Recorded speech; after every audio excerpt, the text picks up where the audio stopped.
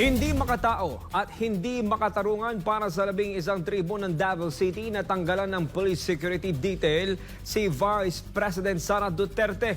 Kaugnay nga niyan ay magbibigay ng tauhan ng mga tribo para tiyakin ang seguridad ni Vice President Sara at ng buong pamilya Duterte. Si Jason Rubrico magbabalita live. Jason, magandang gabi.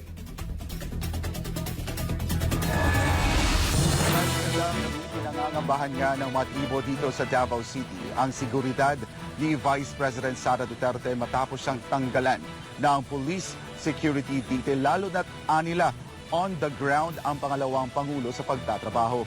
Kaya naman sila na mismo ang nag-volunteer na bantayan si Vice President Sara. Nagpulong-pulong ang mga deputy mayor ng 11 tribo ng Davao City nitong araw ng Miyerkules. Kanilang agenda, matiyak ang seguridad ni Vice President Sara at ng buong pamilya Duterte. Kasunod yan ng naging direktiba ni Philippine National Police Chief General Romel Marbil na tanggalan ng 75 police security detail si Vice President Sara. Ayon kay Cheryl Anino, Deputy Mayor ng tribong Bagobo, Tagabawa, nasasaktan ng mga tribong Katutubo at Muslim ng Davao City sa ginagawa ng kasalukuyang administrasyon laban sa pangalawang Pangulo at sa pamilya Duterte. Actually, nasubok gid ni sir no regarding anang nahitabo sa mga Duterte. Syempre wala mi nag-expect na ing-ana ang mahitabo. So wala may laing gihimo nga dautan ang ato ang presidente ato ang mga Duterte family then ngano ingon ana ang gihimo sa ilahang. Pinangangambahan ng mga tribo ang seguridad ni VP Sara matapos siyang tanggalan ng police security detail, lalo't on the ground ang pangalawang Pangulo sa pagtatrabaho. Para kay Pami Keren Latip Arumpak Jr., Deputy Mayor ng Tribong Bangsa Iraanun, hindi makatarungan ang ginawa ng pambansang pulisya laban sa pangalawang Pangulo. Yung pagtanggal ng security, hindi yung makatao. Palayan sa batas yung ginawa nila kay BP. Injustice. Pag tinanggalan mo ng security yung tao, wala namang reason kung bakit. Klarong-klarong harassment. Kaugnay nito ay nagpahayag ng kahandaan ang 11 tribo na magbigay ng seguridad kay Vice President Sara at sa buong pamilya Duterte.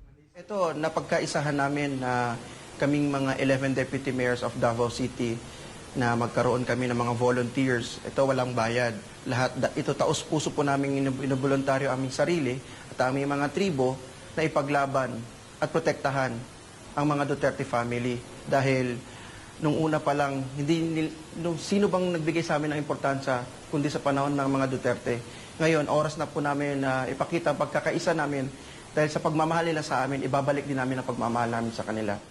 Bawat tribo ay may 20 voluntaryo na sumailalim sa security orientation para matiyak ang kanilang kahandaan at maitupad ng maayos ang kanilang mandato. Kung kinakailangan pa ng dagdag na tauhan aninakan, ay hindi sila magdadalawang isip na magpadala pa. May panawagan naman sila sa kasalukuyang administrasyon na walang hinto ang panghaharas sa mga Duterte.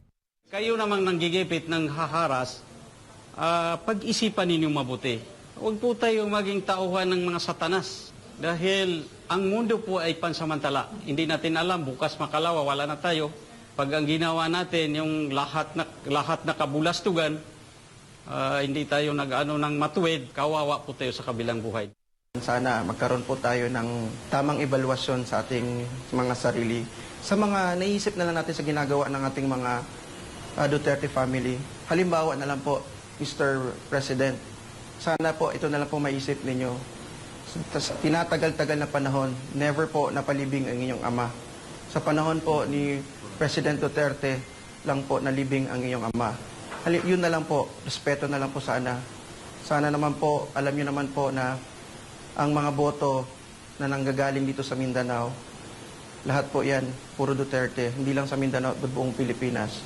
Kung hindi dahil sa kanya po, mahihirapan po kayong manalo. Sana po, bigyan na lang po ng respeto at paggalang ang mga Duterte family. Kabilang sa 11 tribo ng Davao City ay ang tribong Ata, Maguindanawon, Matigsalug, Bagobo-Clata, Maranao, Obo-Manuvu, Bagobo-Tagabawa, Tausug, Sama, Iraanun at Kagan. Kyle, una nang sinabi ni Vice President Sara Duterte sa publiko na wag nang mag-alala sa kanya. Ang tanging mahalaga sa kanya ngayon ay ang matiyak ang seguridad ng kanyang pamilya. Para sa Diyos at sa Pilipinas kumahal, balik sa iyo, Kyle. Maraming salamat, Jason Rubrico.